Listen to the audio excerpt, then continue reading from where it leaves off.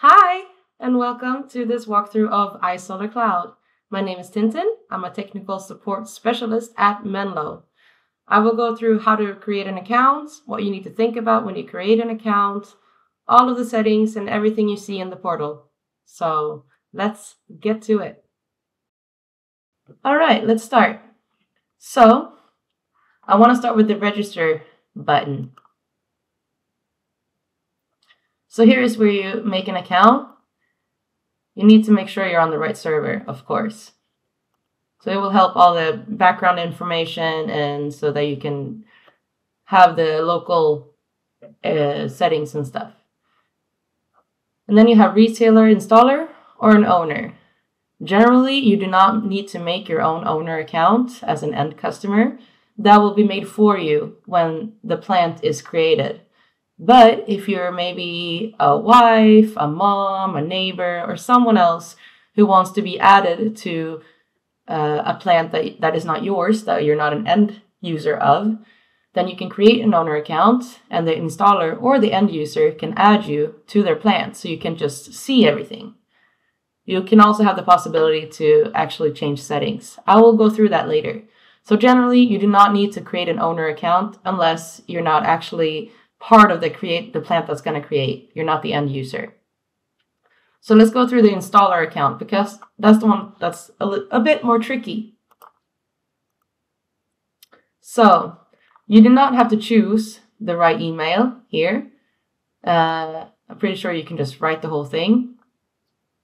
But you need to know that when you have like your own email address account, like you don't have like Google or Hotmail, you have something else maybe for your company.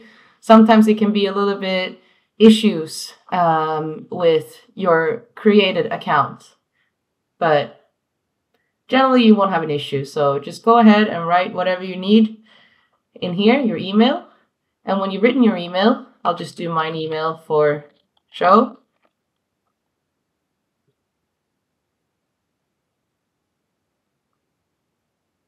And then you press send. And then you have to wait for this verification code to come to your email address. So if you press more than once, you will have to wait for the last email for the right code. So as soon as you receive the email, you take the code inside and put it in here. And then you can move on. Password, well, you know how that works. Country, region, again, make sure you're in the right area. So it will be easier for everyone. This is not a required field, but I would definitely put in a name of the company so it looks a little bit more professional later. And this is not something you have to put in as well, and I will show you this later too, because you can do this inside your account as well. If you are like maybe an electrician at an installer company and you want to have your own account for commissioning devices, then you can put the code here from the master account or like the company's account, and they will see all your plants, but you will only see your own plants. It's a very good feature, and I will show you also inside of the portal how it looks. Let's log inside. So here you have all your devices, and they're divided by a different status. And it's a 10 per page as a default, but you can always, make it larger. In this case, I have 22, so I will do 30, and then I can just see them all in a row. Device, this is like all devices collected, and you can change different things or do device replacement. I will show you inside the plant later on, because this collects all the devices of all your plants. So I'm not really sure at this time why exactly you would want to do this, but it's easier if you find a fault list. Then you can find, okay, which one is it and what is the fault. But you will see that too very close. Let's skip this part with the settings. I'll just go right ahead to firmware update because this is the one that is most important, most useful for you. So this is a very important part for an installer. Here you can update the firmware on all devices at once, but you still need to have the same type. So I can't put the firmware on these two, and the SG12, it will tell me it has the wrong devices. And let's see, let's try this one, 250CX. And again, we can change the pages here. Now it's only 9, so I can see them all. And this is the string inverter. Inverter is the first in the list, and that's why the string inverters come up first. When we press firmware update, when it looks like this, it means there is no update to put in. Otherwise, it looks like this. In this case, this is a bug right now at Sungrow, which means that they put the hybrid update inside the string inverter, but it will not go through. So if I press update, it says latest version, no update is needed. So this is very good. I would say that maybe every 2 weeks or once a month, check all devices and see if there's any new updates. And so we have hybrids. Usually we have a lot more hybrids than string inverters, at least in Sweden, where I'm from. This is the best one, communication module. So we have 30, so I put 50. So here you go, all WeNet S at once, firmware update. Isn't that amazing? Tell me that's not amazing. See if there is any updates. Yeah, one of them. And this is a good thing too. Continue with upgrade will ignore the above devices and upgrade other devices. So all devices that are already up to date will not be updated, of course, since they're already done. So you just press continue. I am sure I want to update. And so there is only one. And we have this little clock on like almost every screen, which shows you the process of anything, settings. In this case, it's firmware. So since we're in the firmware update, it will show me all the firmware updates I've done before. And I can press this, and I can press it again, and I will see exactly the progress. And it will update every now and then. It's always good to know that when you update these dongles or WeNet S, that your plant might go offline for a little bit, but it will solve itself after a little while, so it's no worries. These other things like maintenance is just general things we can see, like specific curves. All these things are inside the plant as well, so I don't really think you need this on the outside. Report. Yeah, I haven't tried this yet because this is the new one, but just play around and see what you can find. It's probably just different curves and reports. And support, where do we have here? We have push notifications, smart alarm setting, where you can make notifications for specific alarms to specific people. Help center. A lot of questions. Very good to see. User manual, probably for iSolarCloud. Yes, for iSolarCloud. And yeah, let's dive into a plant. Let's get to the good stuff. Well, I can show you some things again before I go into the plant. So I am an installer.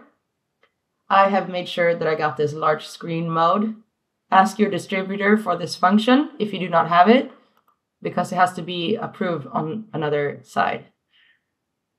From like maybe Sungrow themselves, and we as installers, when we have that function, we can always put it at our customer's account. So here we'll just show you a really nice view. So if you have like maybe a display somewhere, you can use this view to show total production and specific plans and stuff like that.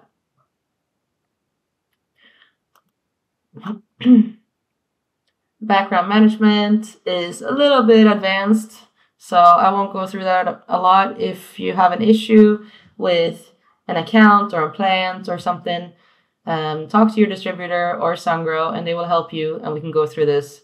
I'm not going to go through this right now because, as I said, it's very advanced. Message center is just generally like this firmware has been updated or delete plants and stuff like that. So, enough talking about everything around. Well, of course, we also need to talk about the account. And here, a little side note, there's a lot of languages. But if you have another language than one of these, you can always do the translate within your browser.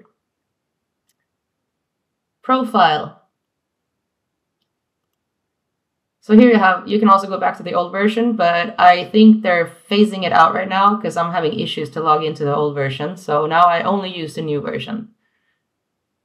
And here is my organization code. So in Sweden, when we have an installer, I tell them, put in this code here. And when they do that, I can see their plans. That's why I see these plans. It's a customer of ours. And he has approved me to show this through his account or through his plans. So if you put in Menlo Electric or your company name and a phone number, it will look very nice at the customer's plans too, instead of like something random and a bunch of letters only here instead of like a specific name. So here's where you put in another account that you want to be above you that can control your plans or see your plans. And this is your own organization code to give out to smaller accounts to be added to yours. The rest is just general stuff. You can go through it yourself. I don't believe that I need to go through that right now. So I'll go back to the plans. I've shown the most important. So here we have a hybrid plant. And it has 100% battery. It's right now using 2.14 kilowatts and sending the rest to the grid. This little bar right here, if you have another inverter at your plant that is of another brand or is not connected to this specific plant or the meter, generally another source producing power that is not measured by the smart meter. And there's a setting that I will show you later where you can put in the AC effect of another inverter. And when you do that, this bar will go away because it can't really give you correct data since the other one is not connected to the smart meter. So you know, if this disappears for you, it's because you have another source in your plant that is, the plant is blind for it. The smart meter is blind for the other one. It just usually shows like a negative numbers and stuff because it's producing from another place. But if you put in the setting I will show you later, it will make it a little bit better. It won't be as much minus and you can still use the energy for the battery. And here's the curve. I like this new curve since the old version. I like that this green line right here is the SOC of the battery, which means the level of the battery. So it's very easy to see how much do we lose at night and how long does it take to get full and, you know, everything you need. I really like this new layout. I really do. Not really sure. This is calculated by, well, you can see a different information here. Let's go to device. So in this case, we have two hybrids and we have renamed one. If you put modify right here, you can rename the name. In this case, we put ESS1 with battery in Swedish, so we know which one has the battery. We can also see right here, battery in the serial number. Here's the battery. So hybrid system, dongle, and a battery. And you also see which dongle is connected to which inverter. And if you would need to do device replacement, at this time it's not supported. I don't know at the second why it's not supported, but if you need to change the device, maybe it's just a dongle, yeah. So if you want to switch out this dongle for another dongle, use this in the app and scan the next dongle for this one to be cut loose from the inverter. 4, so it's this inverter it's connected to. Then you get all the data. Well, I'm not sure about all the data, but I think all the data. But either way, you won't get one module that is stuck here or is stuck to the inverter. You will have issues if you don't use device replacement, pretty much. Generally, we've had that batteries don't always show up as their own device. It doesn't really matter if it does or don't. The only difference really is you get more information from this battery device. You can see more specifics.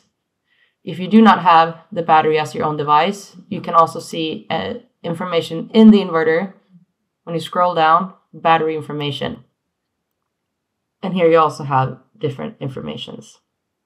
Temperature is very important. Remember that. You don't want a battery around 0 degrees Celsius, because if you can't charge it and it will unload, your battery will break and you won't be following the warranties of the battery. So all these little blue lines means there's a curve, so you can check specific days, specific times, specific periods, sometimes down to 30 seconds, sometimes the minimum is 5 minutes. And yeah, you have all kinds of different information here and grid information. And the running status is also very nice to have, especially if you have frequency balancing. When you have frequency balancing, this will automatically go over to VPP, which is virtual power plant. But as far as I know, with the big aggregator that we worked with in Sweden, you just keep it on self-consumption. And when the device that is going to control your battery takes over, it automatically switches to VPP.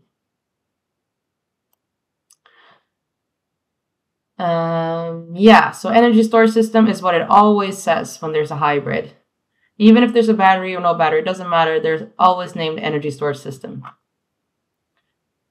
I will get back to the reason and what we need to do on the plant configuration when you have a hybrid.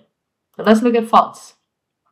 This plant has earlier had many issues with its batteries, but it's finally solved, which is really nice. I'm not sure when it was installed, but let's say here, resolved. So if it's an active fault, it will be on the first page called pending. And sometimes they close themselves when they realize, oh, it's working now. And sometimes you have to manually yourself close it in the pending area, say that it's solved. And it will be moved to resolve, sorry. And you always have a code, you have which device, you have when, and yeah, so here we can see this one just lay there from 16th of January till 7th of March when somebody closed it. So it doesn't mean there was an issue this whole time. It was just stuck in this mode because nobody has manually pressed that it's good now. And you can always press the fault detail and you get some information, what they recommend and like what you should try and how important it is or not. Sometimes it's like, if this problem persists, contact Sungrow. But if you have a fault, contact your installer if you're an end customer and make them help you, because they can see everything and they can reach your plant. Nobody else can reach your plant besides your installer and whoever else you yourself have added there. So curve is like pretty much the same as the one on the device, but it's just more, it's a total DC power, active power, battery charging power, and discharging power. So it's not many different things. It's just like these 4 categories, which you can change for week, month, year, custom, and you can remove one and, you know. So there's a lot of different curves if you need to like, you feel like this is a weird behavior and it only happens at this time. And then you can check like, was it the same in January? Was it the same last June? And so on. And see if you can find some sort of pattern. Or I would say this is probably mostly for the installer, but it could be nice for the end customer too if they really want to learn or know what's going on. Settings. Basically all hybrids have the same settings. I haven't really worked with the new hybrids yet, but I can't imagine they're a lot different than these regular ones. So let's go through it. When you're an end customer, you can only see common parameter settings. When you're an installer, you have advanced settings as well. These little things are very good. These are basically a task that collects the settings for you. Like which settings are there right now. I'll just do like this on this one.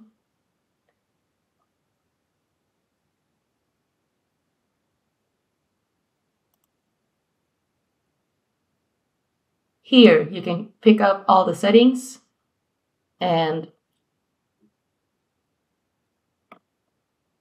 so here you can grab the settings for what's on the inverter right now. One is for common.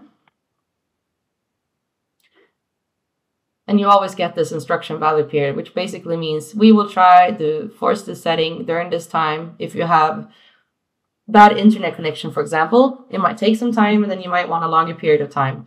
I generally never change this. And I will grab the advanced as well. Same again, instruction period, but I just press confirm. And here in task list, we can see it's executing. So the common parameters are already done. And this is how you see that it worked. 96 is successful. So this is how you know a setting actually worked. It comes to the green side and successful. Otherwise it will say failed. And then you can check specifics, which setting failed and you know, try to work through why. So I will show in this first one during common parameter settings. So this one I have not grabbed the settings for today. I did it on the other inverter and I wanted to show that. Here you can see latest value update time. So the end of May at 11 was the last time I picked up my settings for this inverter. So all these that says here is from that day. If I've changed anything after that, it will not show up here. It will show me the old settings from 29th of May. So this is what the end users see. Very easy. Boot or shut down. So this is basically a reboot, and shutdown is, you know, shutting down the inverter. Protection parameters is something that is grabbed from the grid code for the country. I've never changed this. I don't know of anyone that would need to change this, so you don't need to change it at all, I would say. Same here. This is like standard stuff. This one is a little bit fun.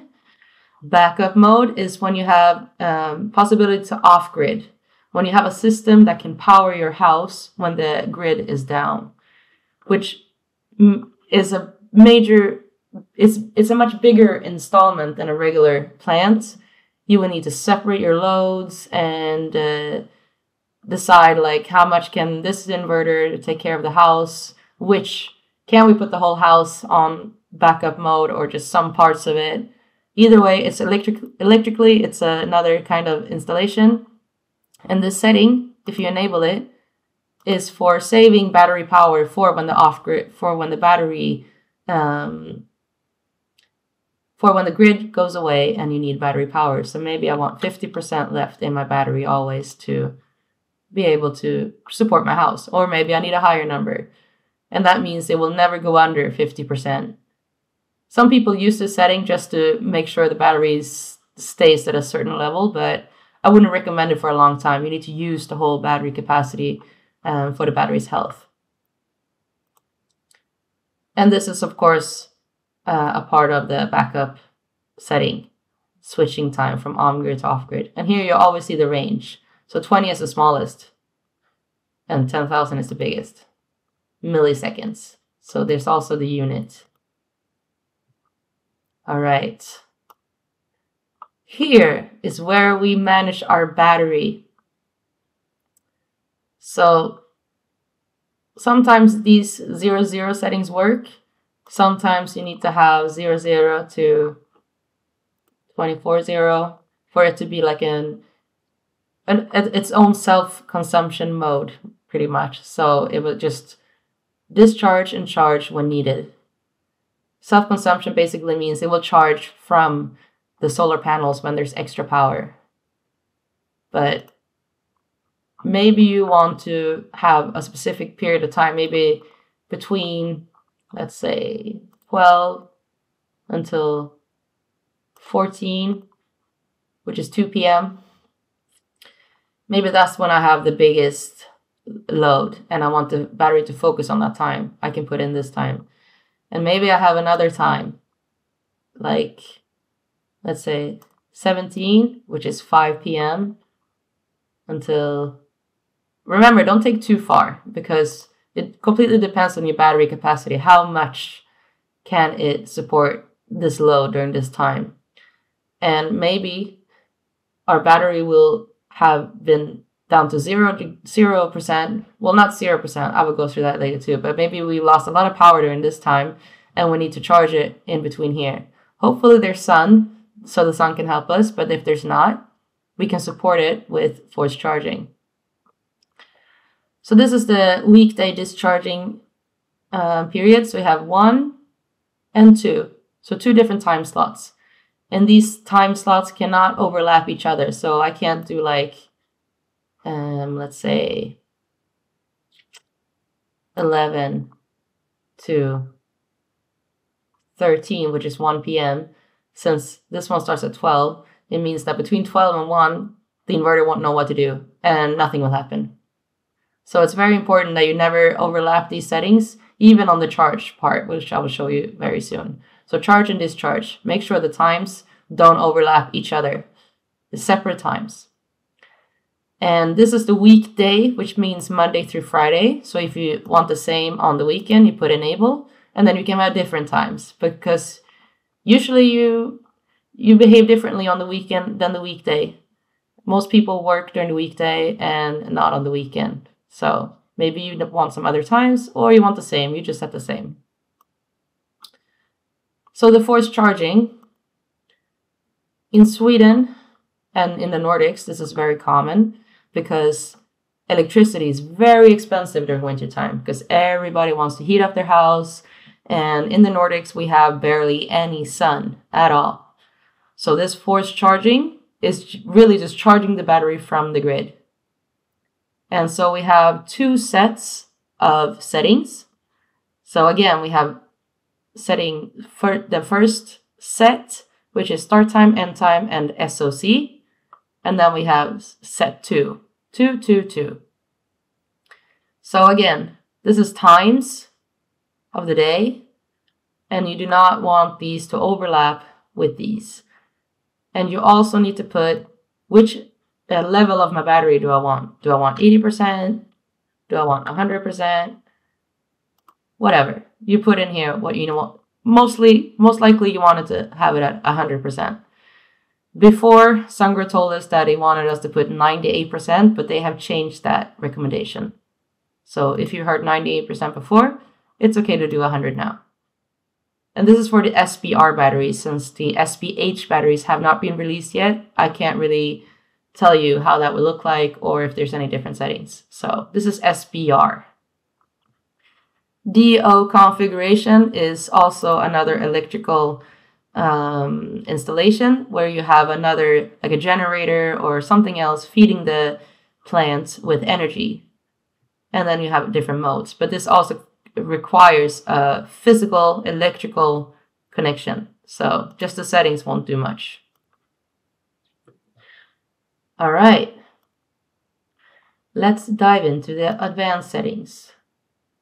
And I'm sorry, but a lot of these are settings I can't really explain exactly what they do because a lot of them are just taken from the grid code and we do not ever change them. And if we need to change something in protection parameters, for example, we need to have a dialogue with the grid company first if it's okay to change something. Maybe there's a lot of wind power in the area and the grid is very unstable and we need to change some parameters.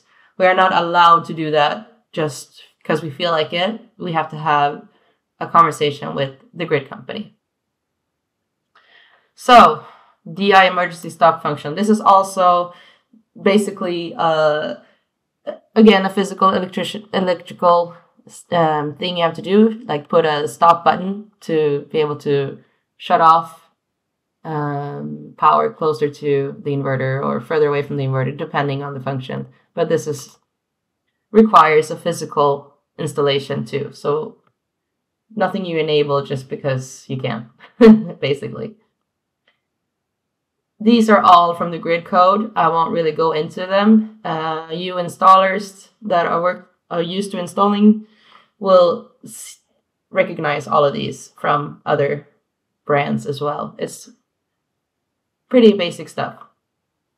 Power control is a mix of settings we change, settings that are pre-assembled after the grid code or wherever we are in the world. I haven't used many of these settings. Like these are probably just for changing the total yield if you would need. I don't know anybody that would have done this. You can also help Sungrow. Ask Sungrow for help if you've lost something. Maybe they can fix it for you. And scanning, there's different types of scanning for the MPPT. These are usually closed. We usually don't use one of these because the plant works by itself very well. It will always try to get the most production. I haven't tested the difference of enabling one of these and seeing what's better. I haven't done that. Maybe somebody else has. Drop a comment and let us know. What did you find? What was the result of using one of these compared to not using any of them? This one is just that it will start a little bit slower after a fault, the inverter. I usually close it, but it doesn't really matter if you want it enabled or not. Like, it would just, the time for it to wake up. Depending on the fault, maybe you want to put it on because you have something that's critical or something that happens very fast and you want it to start softly. You also have a power soft start either way, not only from fault, but just like you always want it to wake up slowly. This is also a setting that is rarely used. And they put in good text now, I can see. So that's very, very good. So that's a tip for me as well. This setting, active power setting persistence, means that when we enable it, some critical settings will like be hard-coded into the inverter. So if there's a power loss and the inverter shuts down unexpectedly, it will save some settings for when it starts up, which is, I think, is active power limit and some feed-in settings. It's not all of them, but some of them. Active power limit is a technological downput of the inverter power. So maybe we have a string inverter because the hybrids always have a meter included. But if we have a string inverter and we don't want to buy a smart meter, but we feel like 10 kilowatts or whatever size is too big and we want to set it down, then we can set it down to 80%, for example, or any other amount. If you have a string inverter, you can actually set it up 110%. But this is a hybrid inverter, so it will not let you do that. You can see the range here. So in the string inverter, you'll see 110% instead of 100. Master slave, they're working on the names for this. They're gonna change it to task and hosts, I think it is. Yeah, they already changed one, so host and then slave. So I think slave should be another name soon. But this is when you have parallel inverters. But it's only when you actually have an RS485 cable in between the inverters. If you do not have an RS485 between the parallel ports of the inverter, do not put this enabled. You will get an alarm, a parallel communication alarm. Because I know some VPP services have said that you should put this on. But since you connect them with LAN and like bridge and not the way you actually do it when you parallel them for real, you get an alarm. So do not enable that if you don't have them actually put together. Install PV power, pretty explanatory. When you start the plant, it will take the same amount as the inverter power. So if we have a 10 kilowatt inverter, it will say 10. If we have 12, 12, and so on. But usually, especially in the Nordics, we have higher PV power than the inverter because we can have 150% more PV power than we can have against the inverter power. So kilowatt peak, this little p tells us that it's solar panels. So put in the right amount because it will help your values and overview and everything to be better. So maybe we have 10 here. I don't know. I will not change it right now, but this is where you change it. So it will look better when we produce. Feed-in limitation. This is basically controlling the output of energy to the grid. You need a smart meter for this function. Otherwise, it will not work. So you put enable. This is, I'm guessing, an 8 kilowatt inverter. So maybe we want to have 5 kilowatts. And then we check the percentage of that. Let's do 4 just to make it easy for us, 50%. And then it will only let out 4 kilowatts to the grid. If you want nothing, 0. So feed-in limitation equals how much do we want to limit it. Well, that's the wrong way, because that's how I got confused in the beginning. 0 means we don't let out anything. So the value we send out to the grid is 0.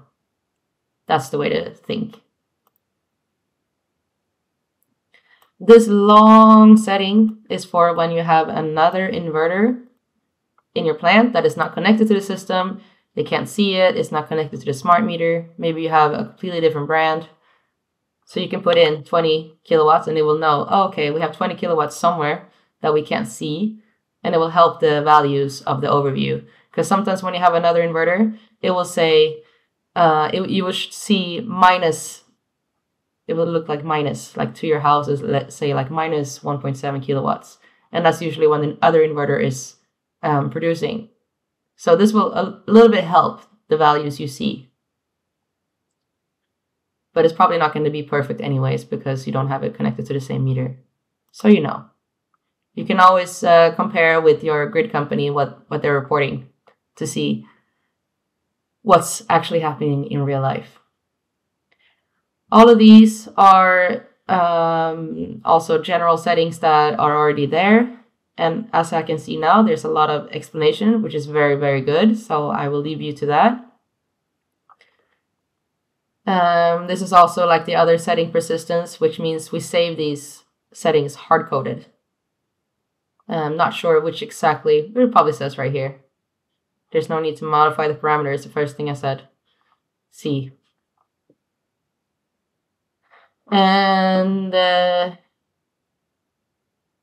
maybe this one, well, this is from the 29th, so I'm not going to change this right now. But when you have a hybrid, meter communication detection is always enabled by default. So if you have 2 hybrids and only one is connected to the meter, make sure to go in and disable here or close so you don't have the fault with the meter being the fault for the meter. And again, we have some general stuff that we have never really had to change before, that it's just pre-filled in from when you commission the system. Import power limit is basically always 20 kilowatts. And yeah, you can change it between 0.01 and 50. And remember to use a dot and not a comma. iSolarCloud is not like commas. All right. Energy management parameters. If you have an EV charger, this first one is for you. Which port you put it in. And again, this is the installer's view. I don't know if I said that. So this is all for the installer, not for the end customer. So end customers, you can breathe out and not be worried if you're watching this right now. AC source, I've seen it's been on genset or weak grid generally as a standard, so I usually change it to grid. Not sure on how it changes, but I think it's more, I don't know, less sensitive here maybe because it could be weak grid. The ones we use here are generally these two. VPP happens automatically when an external source is taking care of the system and it works. Then we get the VPP mode automatically from self-consumption. So self-consumption is a standard mode where you try to be as self-consumption as possible with your sun energy. So the sun energy fills your battery and you use sun energy from panels and the battery to your house as like the first thing instead of selling it. Compulsory mode is for when you need to charge or discharge your battery, but forced. So this is very, very forced. It's not like the other forced. So if I put charge and I put in 5 kilowatts, it will charge 5 kilowatts forever until I change this again to stop or please select. So this is something if you want to manually check the system, like empty it and fill it up. This is where we do it. But you need to have control of it and make sure you don't discharge in very cold degrees. This is generally, yeah, we have an 8 kilowatt. I know that because it goes up to 8 maximum. but remember that inverter power and battery power are a little bit different. We can have a very large battery that can discharge maybe 10.6 kilowatt, which is maximum in this series. But if we have a smaller inverter, we can't use more than 8. So this is just a start power. I usually put the minimum number. Genset is also something, it's the whole generator thing. So you need to have another source. And that's when this is a reason to use. And then we can also make the roof change for how much we want to charge from AC. And then genset comes right in the middle here. And genset. External heartbeat has to do with the VPP mode.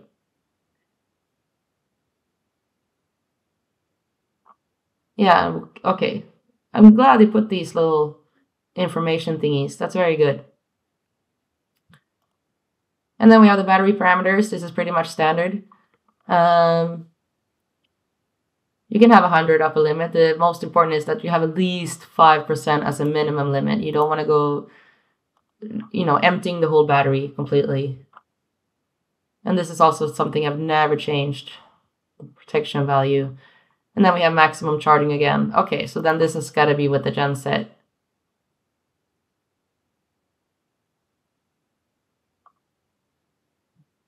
Okay, a little bit confusing that we have 2 settings for this, but here it doesn't know that it's an 8 kilowatt inverter, so it says 10.6 because that's what the battery can do. But since it's an 8 kilowatt inverter, we won't be getting more than 10 kilowatts.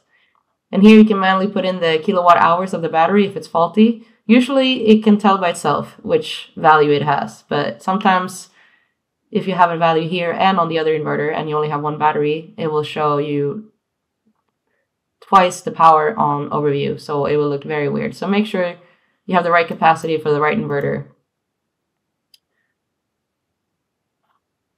Okay, almost done. Almost done. We have the plant configuration where you can upload your picture. Tariff is just, you can never get completely right when you sell your sun energy. So this is just to have something to go by. You can put in a picture here of your plants. You have the plant name, plant type, residential storage. If you have a hybrid, you always have to have it on this or you will get a message that you have the wrong type. It doesn't matter if you have a battery or not. As long as it's a hybrid, you need residential storage. Other than that, we have residential PV, which is string inverter, or commercial PV, which is like 33 kilowatts and up. And this utility is when you have a big park, or really, this one is for really big batteries, like hundreds of kilowatts. And microgrid, I'm not really exactly sure about this one, but we haven't used it in Sweden at least. You gotta remember this is a worldwide company. And it's different for every country, what is possible, what is allowed, which products are actually available in that market. PV power, here you can see which devices have put in, and we can see this is a standard. Again, it's no big deal if it's the standard values, but if you put it right, it will be better. But you need to do it in settings. Even if you can't change it here, it still tells you to do it in the settings. The kilowatt peak I showed you before. And here we see the battery capacity, so that's right. I was looking at the inverter that didn't have the battery, so this is completely right. And we see the data connection, self-consumption. For some reason, it's always on 100% feed-in.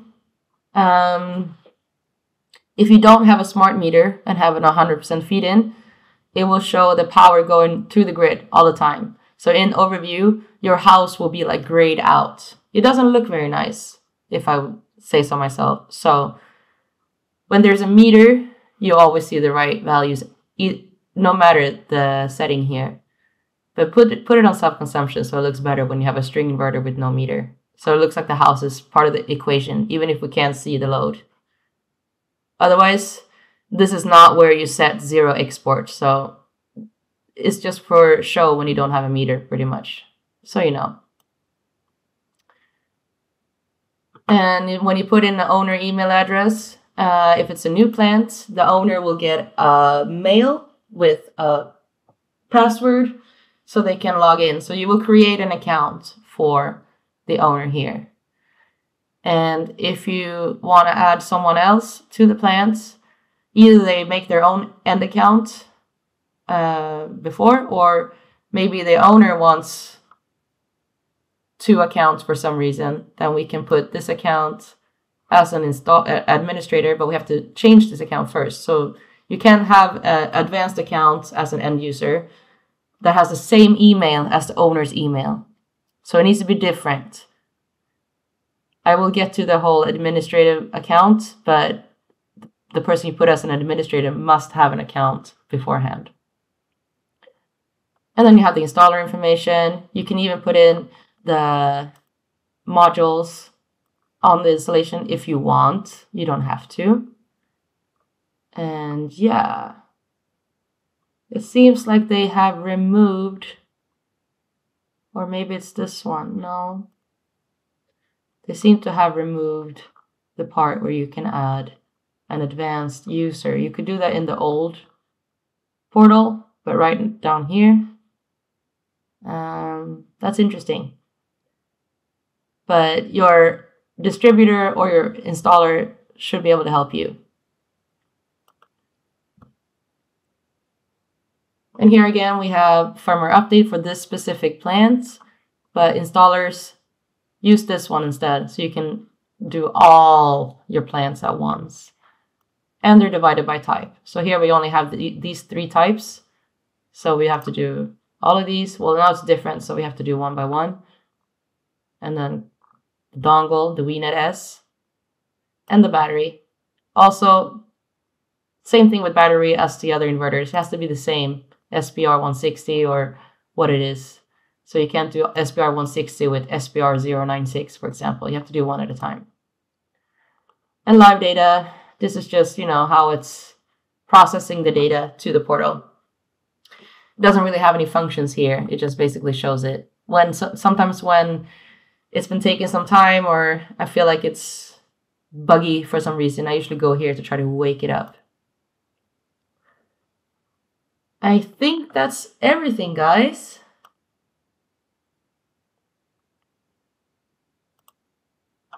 I want to thank you for listening today, and I hope that I helped you. Please leave a comment if there's something else you'd like to know more about or anything that was unclear, and we will address it. Thank you so much. Have a great day.